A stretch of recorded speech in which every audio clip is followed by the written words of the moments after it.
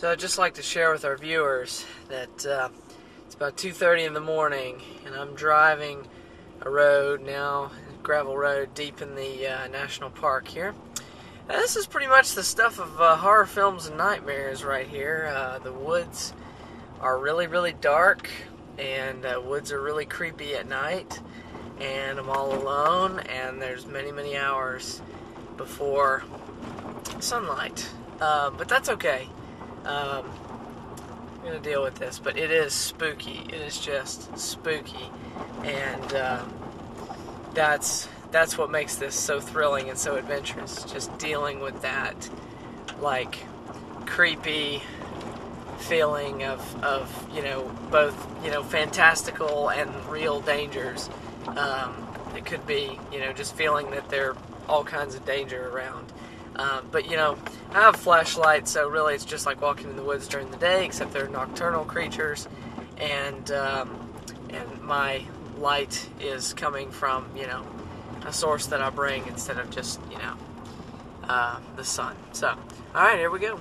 I've just been walking along in the dark, and I come to my first. Well, no, actually, it's not my first footbridge. I've crossed another footbridge, I think, but this is a big one. And if I go out on it a little bit, you can see the footbridge turns there.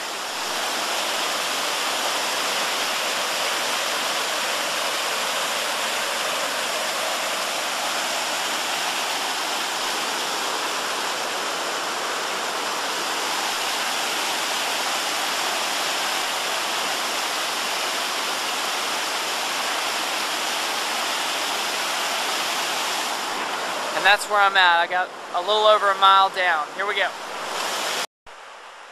So what we got here is a salamander. You see him? He's so cute. Cool. Love salamanders. And these, my friends, are fiddleheads, which I believe are safe to eat if you boil them twice. Anyway, so I believe I've finally found the manway, and this has definitely been my greatest challenge so far, and I just hope I'm on it, because it's taken me probably 30-45 minutes to actually find the entrance to the manway, and I found one that I thought was it, and it dead-ended, and I ended up wandering around in the woods, completely lost off trail, but I started heading back the way I came, veering off to the sound of water, which is over there. And came across what I believe to be the path I want to take, and it is thrashy. I don't know how well you can see this, but let me just walk you through it. This is basically the trail I'm following, and it's just thick with brush, rhododendron. But anyway, I think this is it, so here we go. Yeah, so this is what it's like walking in the pitch dark with a flashlight on a manway, which is not a trail.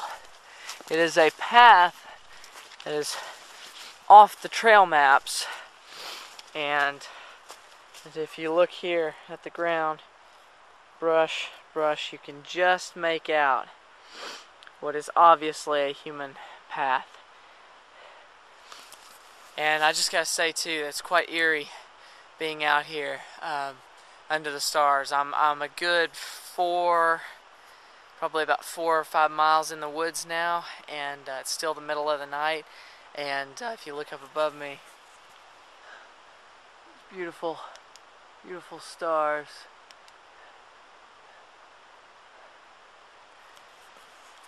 And it's actually quite peaceful when you get used to it. It becomes a thing where now I feel like I'm a part of the woods, and I feel very safe being here. I feel, like I'm not going to be attacked, like everything's going to be okay, and I'm probably the only thing moving out here anyway.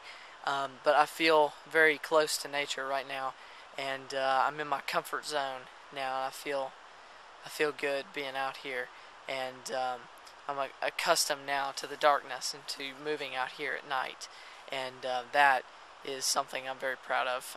It's something that I like a skill that I want to have. To be able to be out here off trail in the Smokies in the darkness and be comfortable and just be able to go with the flow of nature. Okay, so the good news is I'm moving really fast now. I've just been soaring through this little thin, tight tunnel of rhodo. But the bad news is that I have got a little bit of water in my shoes from having to cross this same stream about 3 times. The reason I know I'm going the right way is because someone has left 2 piles of rocks here on a log. And that tells me that this way is the path. But if you've ever seen the Blair Witch Project, you can understand why I'm not exactly thrilled to see little neat stacks of rocks in the woods at night when I'm all alone. Bye-bye. So I have to pause again just briefly to tell you that I've just passed through one of the most gorgeous, inspiring, beautiful places I've ever seen in the park. And you can just imagine what it would look like in the sunlight, and I can't really describe it, and I couldn't really light it up enough.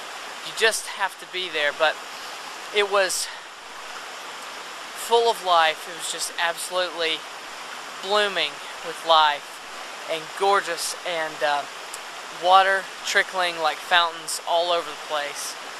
It was like a water garden in the Smokies, where I was walking on, moss and over a creek and over,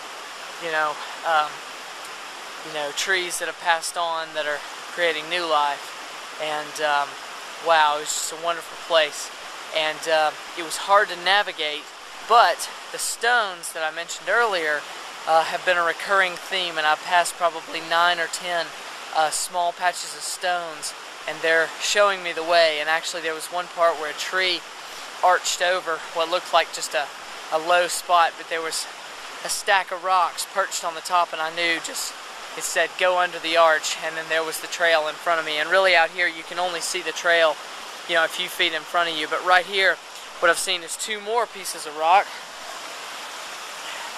On the edge of this there's rocks here and also rocks here, and that's basically telling me pass between here to cross the stream. And someone has left a very wonderful help for me and other people who attempt this, and so now the stones are not a threatening or a scary thing at all, but quite a magical and a beautiful thing.